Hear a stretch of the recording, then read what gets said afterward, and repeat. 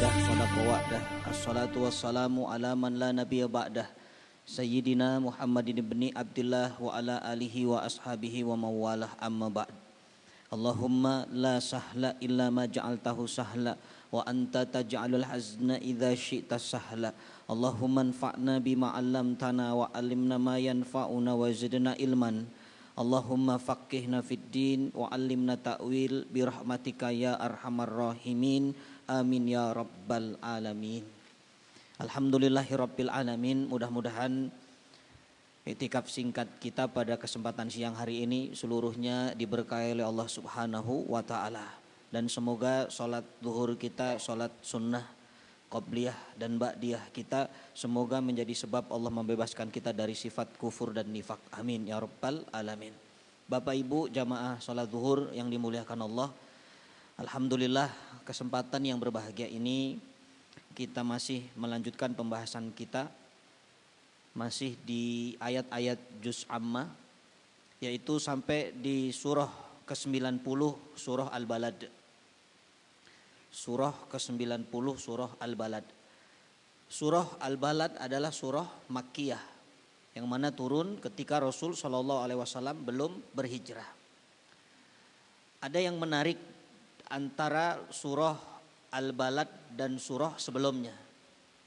Surah sebelumnya surah Al-Fajr yang kemarin kita bahas. Karena Al-Quran itu salah satu ijaznya, salah satu mukjizat Al-Quran adalah munasib.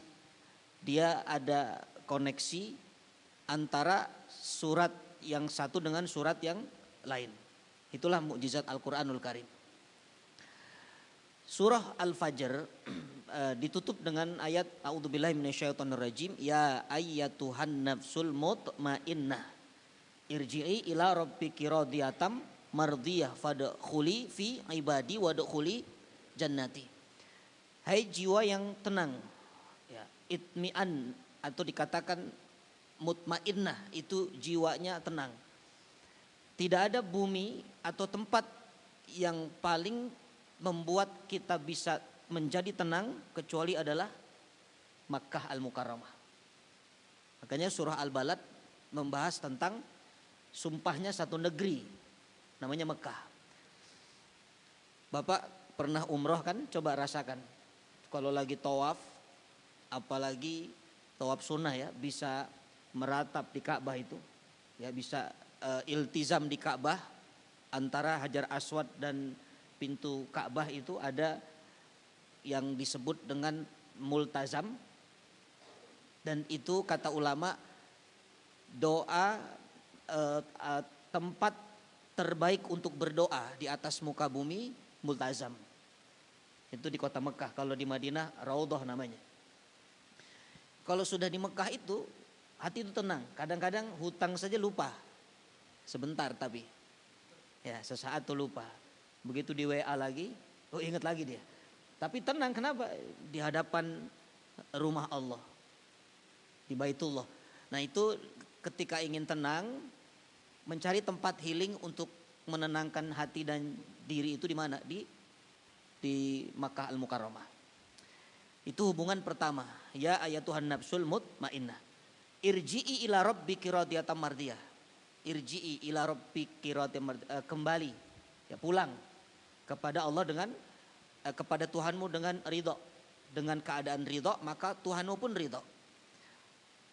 Bapak Ibu ketika sedang melaksanakan ibadah umroh tanpa kita sadari, itu adalah miniatur kepulangan kita kepada Allah.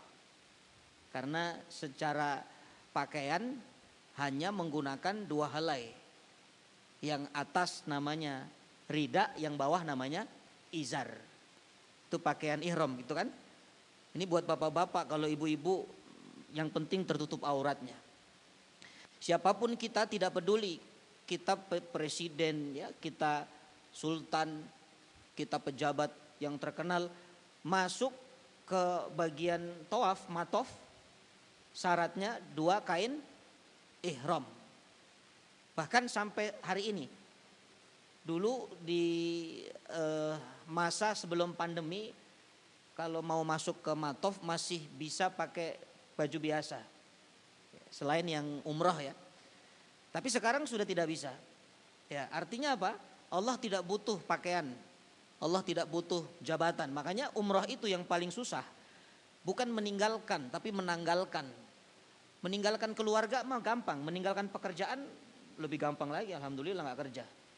Ya, meninggalkan saudara, teman, kampung halaman itu sangat mudah. Tapi yang susah menanggalkan. Ya, siapa saya. Jadi kalau sudah terbiasa dilayani, di sana itu maunya dilayani gak? Kadang-kadang begitu. Ya, mohon maaf ini. Jangankan jamaah. Ada tipikal yang bimbing umroh kadang-kadang. Ada tipikal yang pembimbing umrohnya itu kadang-kadang maunya dilayani itu. Karena mungkin ya mohon maaf, tanpa mengurangi rasa hormat kepada siapapun. Kadang-kadang merasa saya kan ustadz begini, saya kan begini. Nah itu tidak mudah. Ya, sehingga inilah hubungan antara surah Al-Fajr dengan surah Al-Balad. Jadi surah Al-Fajr mengatakan kembali kepada Allah. Hakikatnya ketika kita masuk ke kota Mekah dalam keadaan berihram, itulah miniatur kita kembali kepada Allah. Tidak membawa apapun kecuali 2 kain itu. Irji ila rabbiki radiyatan mardiyah fadkhuli fi ibadi wadkhuli jannati. Ya, masuklah ke dalam golongan hamba-hambaku kata Allah. Memang kalau kita ke Mekah semuanya hamba Allah, karena tidak ada orang kafir yang umroh. Ya, semua hamba Allah di sana, siapapun dia. Dan masuklah ke dalam surgaku kata Allah. Orang yang umrohnya mabrur, hajinya mabrur, apa hadiahnya Pak?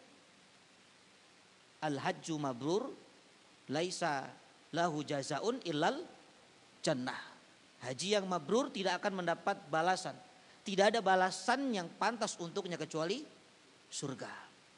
Makanya yang membuat masuk surga itu bukan hajinya, tapi mabrurnya. Ya ini yang susah. Kalau haji itu gelarnya gelar dari manusia, itu haji. Tapi mabrur itu dari Allah.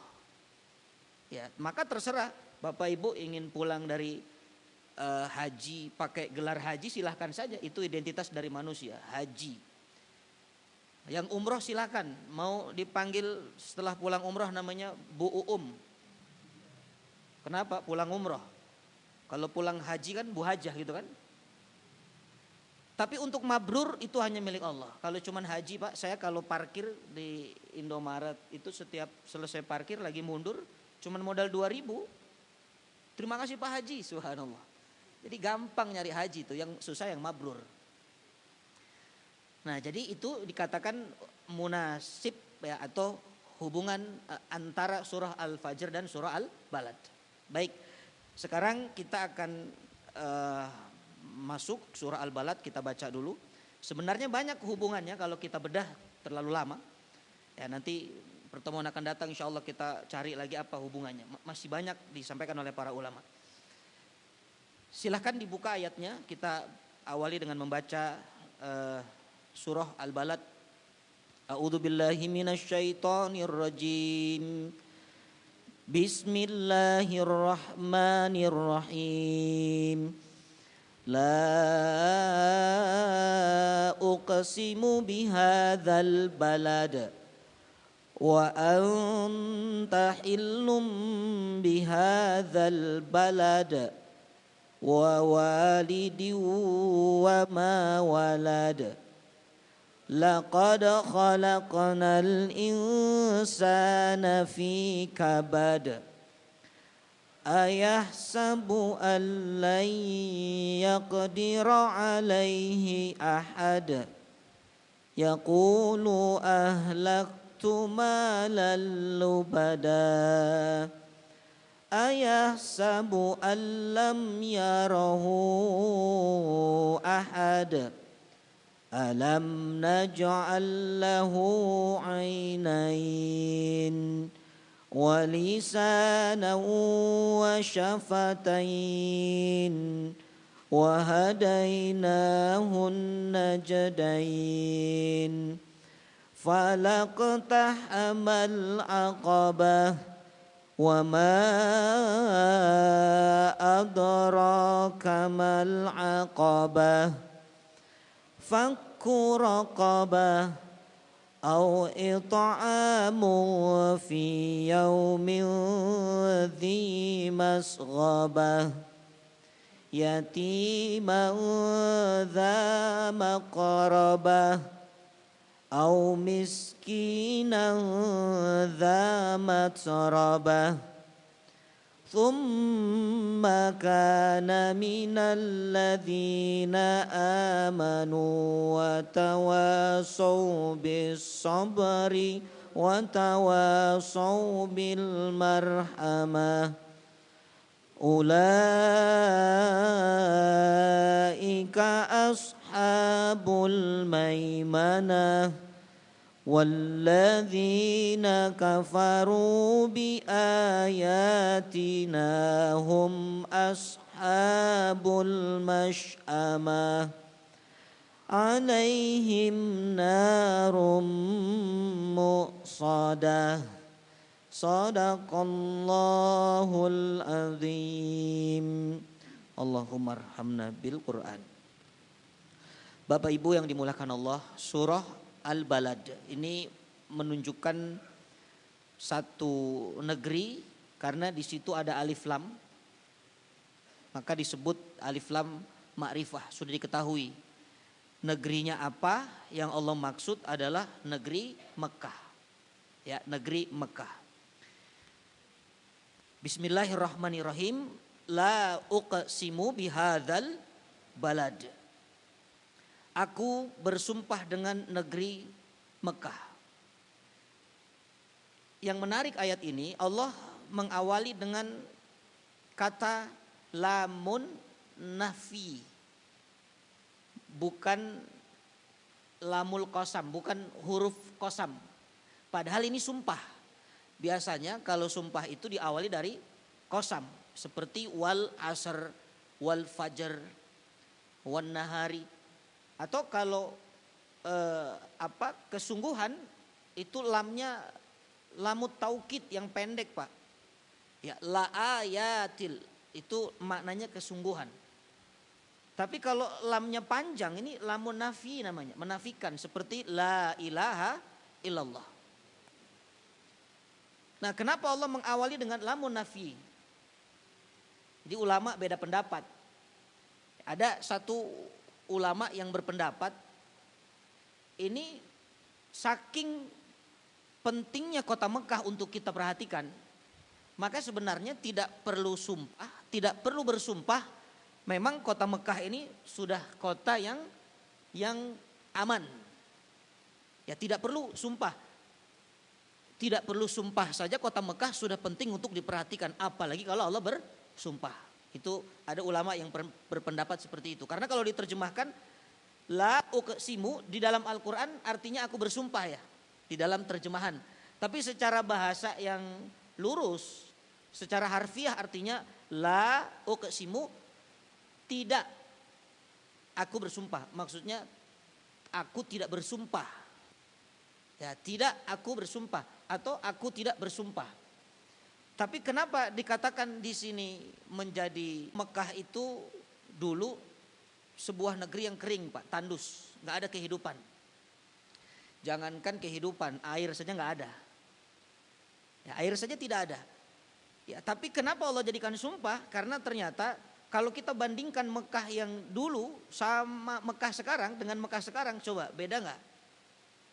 Subhanallah, beda ya. Kalau dulu hanya ada air, zam-zam namanya. Tanaman tidak ada, buah-buahan apalagi. Kehidupan manusia tidak ada, hanya bebatuan, bukit batu. Tapi sekarang di Mekah coba cek apa yang tidak ada di Mekah sekarang. Apa yang tidak ada di Mekah?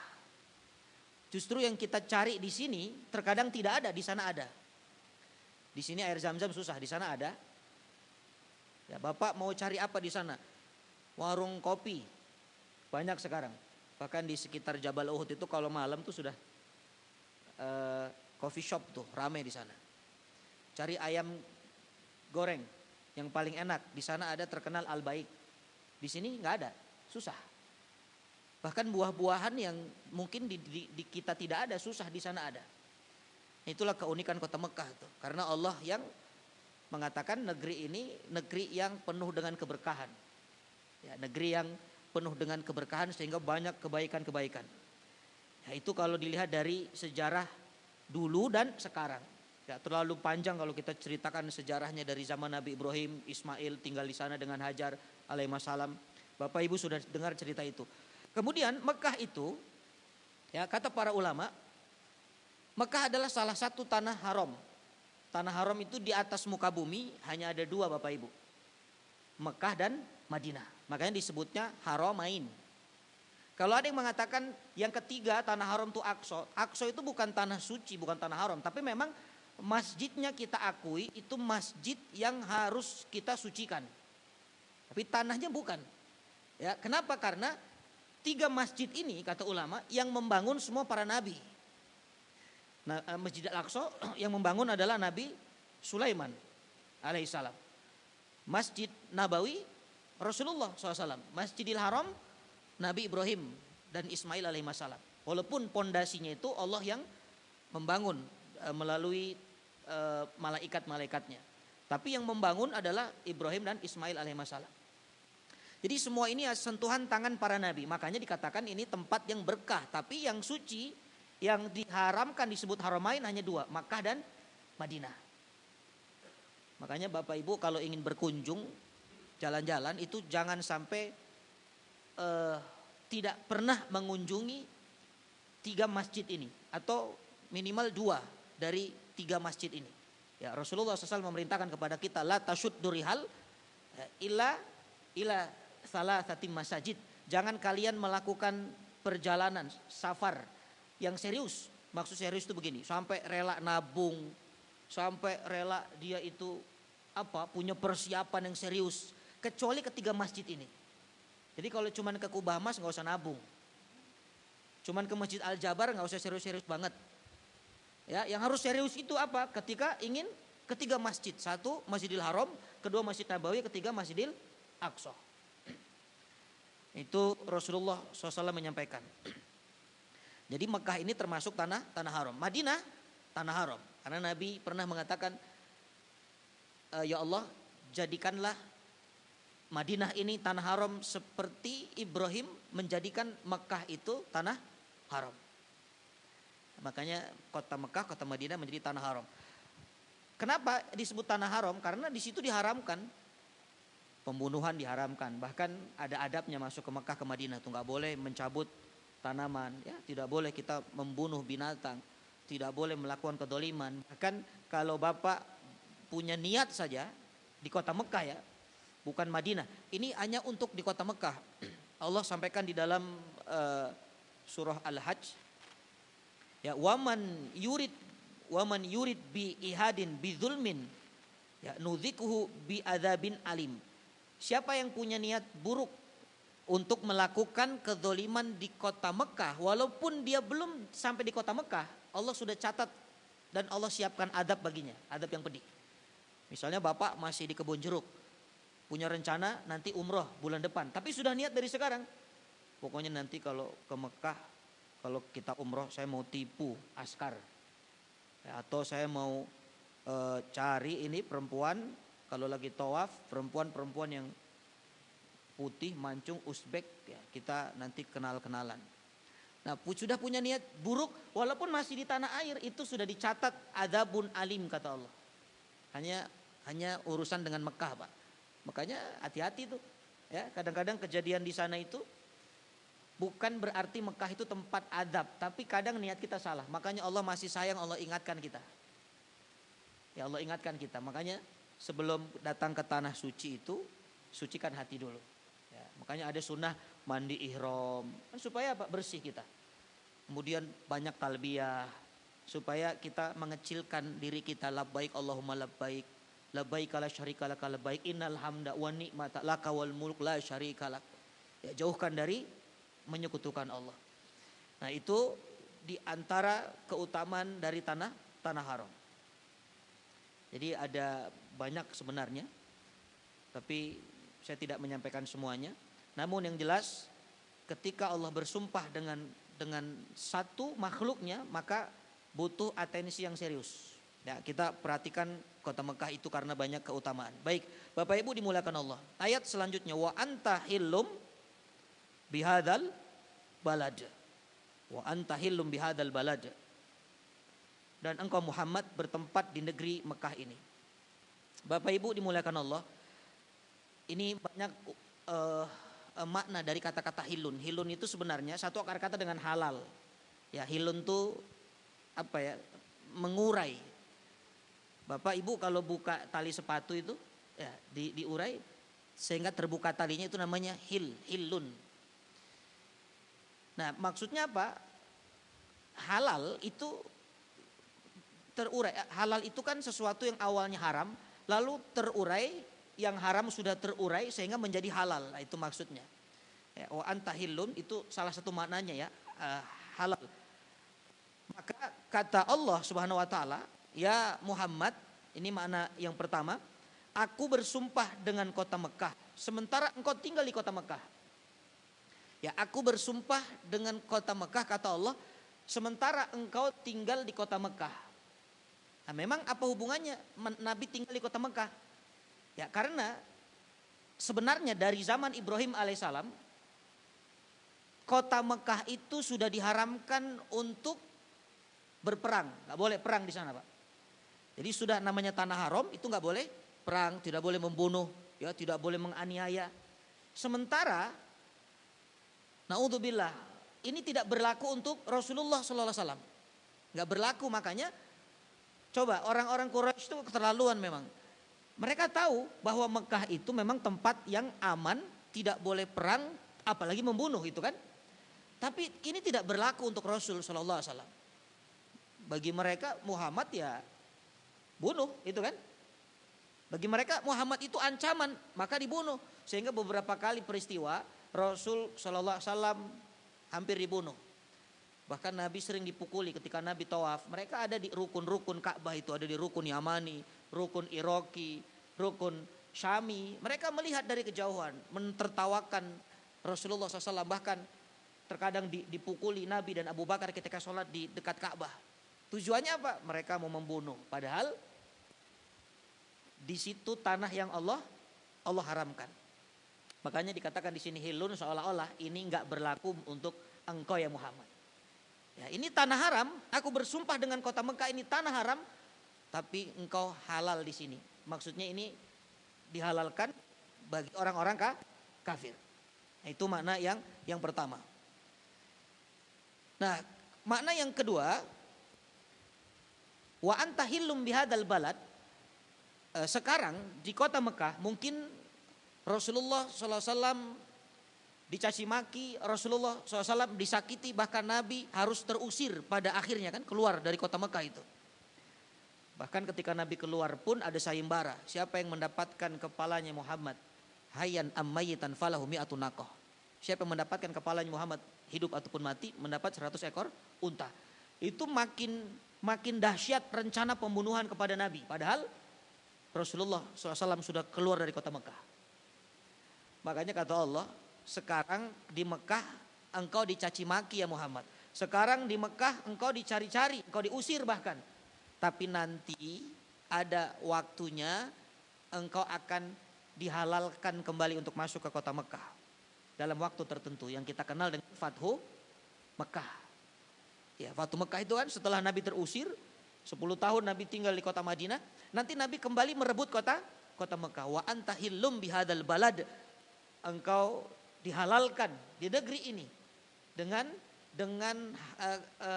keamanan yang sempurna dan sebenarnya. Kapan? Ketika sudah Fathu Mekah. Itu makna yang kedua ya, dikatakan wa anta hillum bihadzal balad. Ada dua pendapat para ulama. Wa walidi wa ma walad, ayat ketiga. Wa walidi wa ma walad. Demi bapak dan anak yang dilahirkannya, atau demi bapak dan anaknya. Bapak Ibu yang dimuliakan Allah, ini ayat Allah tidak menggunakan alif lam.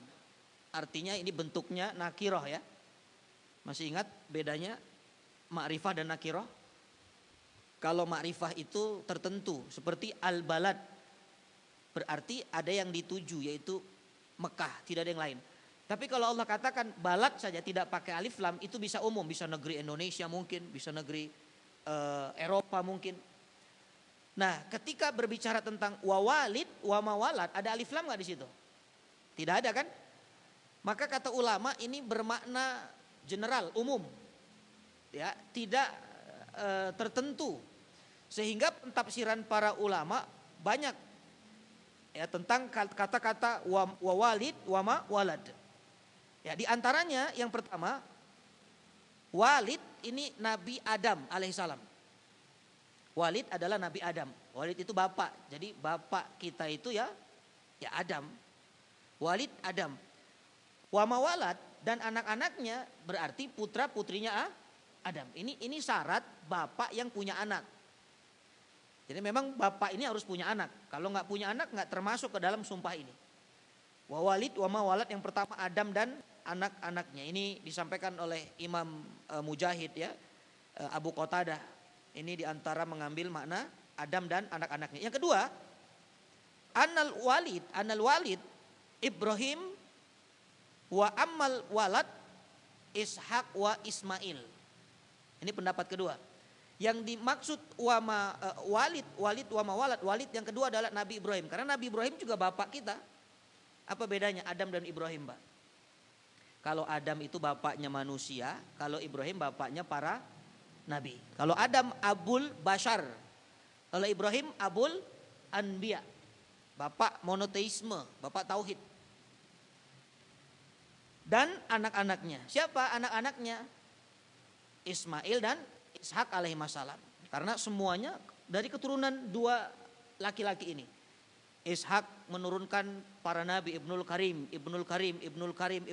nabi sampai Isa alaihissalam. Ismail alaihissalam keturunannya tidak nabi, setelah itu tidak nabi, Allah sembunyikan, tidak lagi nabi. Ternyata ditutup ujungnya dengan Rasul Muhammad Shallallahu Alaihi Wasallam. Nah itu dikatakan pendapat yang kedua, walid wama walad.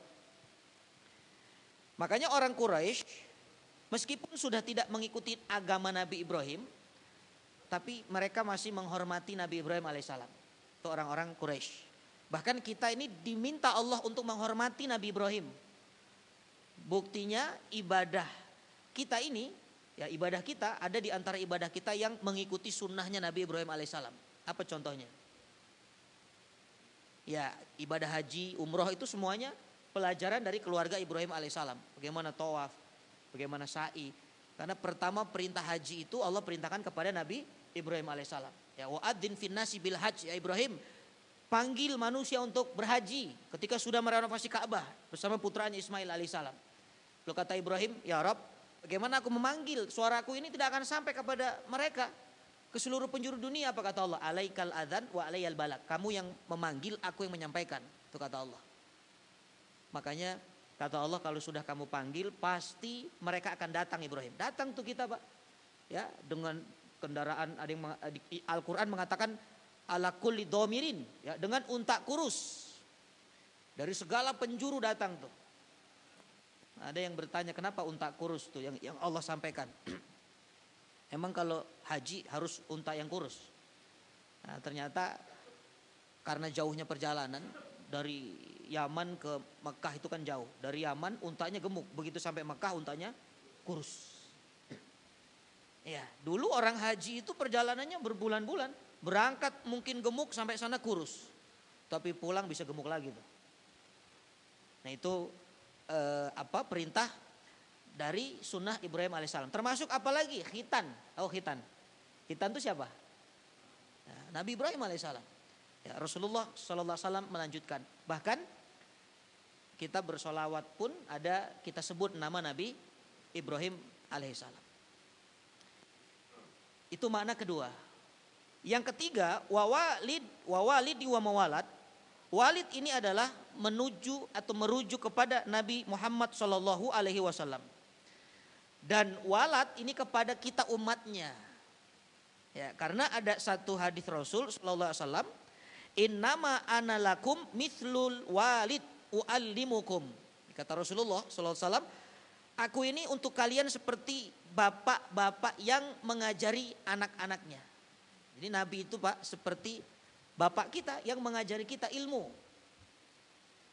Makanya istri-istri Nabi disebut ummahatul mu'minin, tidak boleh dinikahi.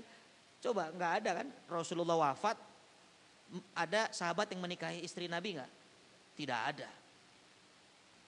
Ya, kalau istri sahabat nikah sama Nabi ada. Ya, contohnya siapa? Ummu Salamah. Ketika Abu Salamah wafat, Rasulullah SAW menikahi Ummu Salamah. Tapi setelah dinikahi Nabi tidak boleh lagi dinikahi sahabat. Kenapa? Karena statusnya ummahatul mu'minin, ummul mu'minin. Tidak ada seorang anak yang menikahi ibunya. Tidak boleh. Nah, maka Nabi mengatakan ana lakum mithlul walid. Nah, dari kata-kata ini ulama tafsir ya memaknai bahwa walid di sini juga diartikan Rasulullah Muhammad sallallahu alaihi wasallam. Berarti kalau Nabi itu walid, kita siapa? Walad. Nah, kita anak-anaknya. Maka kita umatnya ini sebagai walad. Baik, itu dikatakan beberapa makna dari kata wawalidi wama walad. Tapi dari sekian banyak makna yang paling kuat, ya kita ambil yang paling kuat. Yang paling kuat ulama mengatakan adalah Ibrahim alaihissalam dan anak-anaknya. Itu yang paling kuat. Karena ayat ini korelasinya berbicara tentang negeri Mekah. Ya, negeri Mekah kan. Nah, siapa yang pertama kali tinggal di Mekah sebelum siapapun tinggal? Keluarga siapa? Keluarga Nabi Ibrahim alaihissalam. Barulah nanti ada suku Jurhum, ada suku Khuza'ah, ya, dan terus sampai hari ini. Maka itu pendapat yang paling kuat, ya, pendapat yang paling kuat. Jadi memang tafsir itu ya begitu, Pak. Ya, ada pendapat dan harus kita terima karena apa? Karena memang dari cara Allah menyampaikan ayatnya itu memberikan ruang kebebasan. Seperti tidak diberikan alif lam ma'rifah, itu kan maknanya umum. Jadi kita terima pendapat-pendapat ini. Tapi ulama selalu menyampaikan yang paling kuat. Atau ulama menyampaikan jumhur, mayoritas ulama mengambil pendapat ini. Maka itu yang kita ambil. Baik Bapak Ibu dimuliakan Allah. Bahkan yang menarik kalau dari sudut pandang parenting, ayat ini menjadi dalil bahwa seorang bapak itu penting untuk memperhatikan ayat ini. Karena nama bapak dijadikan sumpah oleh Allah. Wawalid artinya apa itu? Bapak kan? Wawalid wa mawalad. Dan demi bapak dan apa-apa yang dilahirkannya. Nah, ini menarik, Pak. Apa-apa yang dilahirkan? Pertanyaan saya, memang bapak melahirkan? Bapak kan nggak melahirkan. Yang melahirkan siapa? Ibu, istri. Tapi apakah istri bisa melahirkan tanpa bapak berkontribusi? Nggak bisa. Jadi kata ulama ini dalam sudut pandang parenting ya, kalau diambil ayatnya sebagai dalil bahwa ini bukan hanya seorang suami tapi istri disebut dalam ayat ini. Wa walid wa ma walad. Ya, walid bapaknya, walad anaknya. Tapi anak tidak mungkin keluar tanpa bapak dan ibunya. Nah, sehingga hati-hati nih jadi bapak. Allah sebut namanya. Jangan jadi bapak yang tidak peduli dengan anak-anak, itu maksudnya. Sibuk cari nafkah, sibuk bisnis, sibuk kerja, tapi anak-anaknya tidak pernah dididik agama. Bahkan anaknya tidak kenal sholat, anaknya tidak bisa mendoakan orang tuanya. Na'udzubillah. Wa walidi wa ma walad. Ayat selanjutnya, laqad khalaqnal insana fi kabad. Ini intinya. Jadi kalau Allah bersumpah itu pasti ada jawabul qasam. Saya pernah menyampaikan, ya, jawabul qasam. Apa jawabul qasamnya? Ini tujuan Allah. Allah ingin menyampaikan laqad khalaqnal insana fi kabad. Sungguh manusia itu diciptakan dalam keadaan susah payah, capek. Laqad itu menunjukkan dua kali penguatan. Lam itu lamu taukid. Qad itu taukid juga, penguatan. Jadi sungguh, kalau dikuatin Pak bahasa Indonesianya, sungguh benar-benar, sungguh benar-benar. Diulang-ulang itu. Manusia itu diciptakan dalam keadaan susah payah, capek. Nah, ini yang penting untuk kita bahas karena kata-kata al-insan di situ pakai alif lam enggak? Laqad khalaqnal insan, alif lam kan? Nah, artinya lil istighraq. Lil istighraq berarti ini menyeluruh manusia seluruhnya. Seperti dalam surah Al-Asr, wal asri innal insana, itu setiap manusia berpotensi rugi siapapun dia, tapi ada pengecualian. Nah, di ayat ini nggak ada pengecualian. Ya, dikatakan laqad khalaqnal insana fi kabad. Seluruh manusia diciptakan dengan susah payah kata Allah Subhanahu wa taala. Nah, apa itu kabad? Banyak ulama menyampaikan. Yang pertama, ya, ini perkataan Ibnu Abbas dan Ikrimah. Kabad itu artinya susah payah karena dari sejak di dalam rahim. Seorang ibu yang mengandung anak di dalam rahim, di dalam kandungan itu, Pak, susah payah tuh seorang ibu. Wahnan ala wahnin kata Quran. Ya, bulan demi bulan tambah berat lagi. Nanti tambah apa? Ada yang nyidam, ada yang mual. Nah, itu dikatakan dari sejak di alam kandungan memang manusia itu sudah membuat yang mengandungnya itu dalam keadaan susah payah. Itu kata Ibnu Abbas radhiyallahu anhu. Ya, makanya ini pelajaran kata para ulama buat laki-laki bahwa perempuan itu hebat, makhluk yang kuat, ras terkuat itu benar, Pak. Kita kan suka bilang perempuan itu ras paling kuat gitu kan. The power of emak-emak itu. Tapi memang benar karena tidak ada rasa sakit. Sesakit melahirkan. Coba deh tanya deh ibu, Pak. Melahirkan tuh sakitnya itu, saya belum pernah sih. Saya juga katanya begitu, tapi memang itu yang kita ketahui semuanya.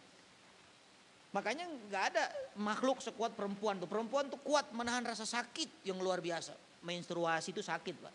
Ya kan, siklus bulanan itu.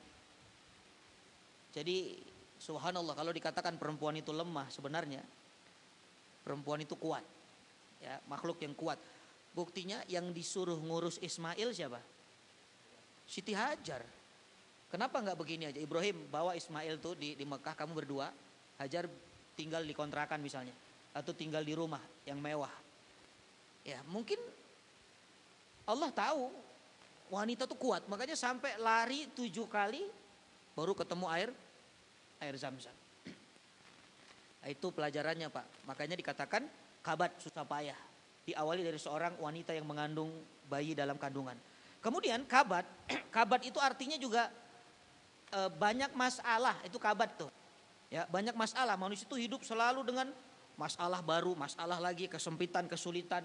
Makanya kalau banyak masalah, bangun malam kata Quran. Ya ayyuhal muzammil qumil laila illa qalilan. Hai, yang berselimut.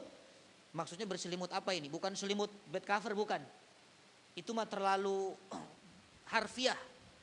Berselimut di sini maknanya mungkin kita berselimut dengan masalah demi masalah. Betul enggak? Kita berselimut dengan gelisah demi gelisah. Kita berselimut dengan apa? Hutang demi hutang. Hidup kita serasa gelap, sempit, sumpek karena ada selimut itu semua. Makanya qumil laila illa qalilan, bangun malam tuh. Nah, itulah manusia. Bahkan kita ini tidak lepas dari komentar orang, Pak. Itu juga masalah kan? Tuh dunia begitu, rumus dunia. Jangan pernah mencari ridho manusia, mustahil.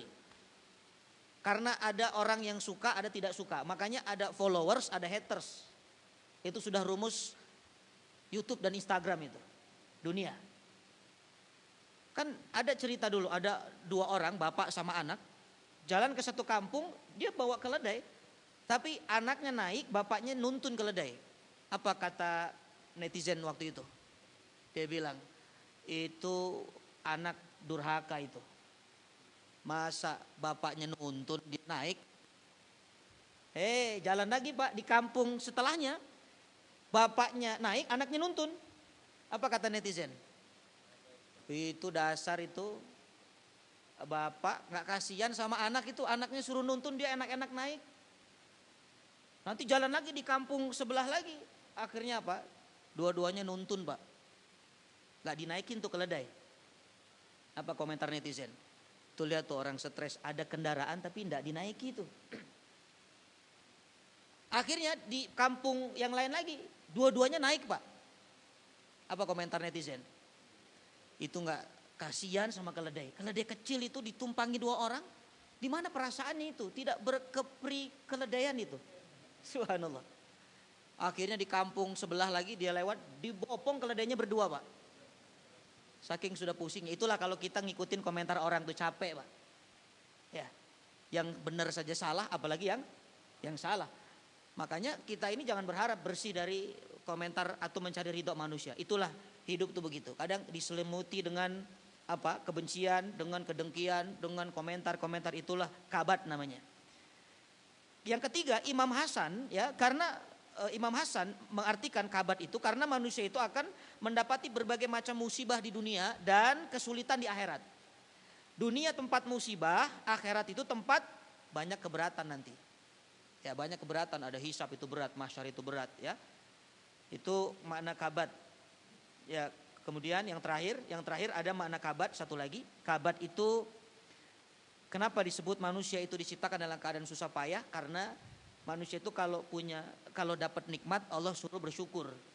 Kalau mendapatkan musibah, ujian Allah suruh bersabar. Dan itu susah Pak.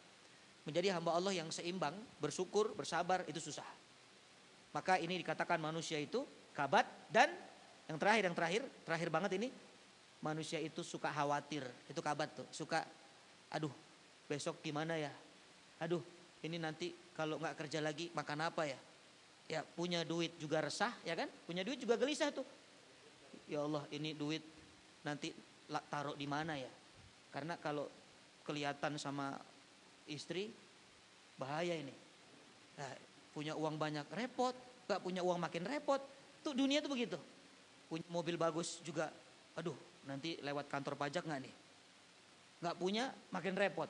Nah itu dunia. Jadi ketika dikatakan laqad khalaqnal insana fi kabad, ya memang itulah manusia Allah ciptakan dalam keadaan selalu bersusah payah. Ya, sehingga ini awal jawabul qasamnya.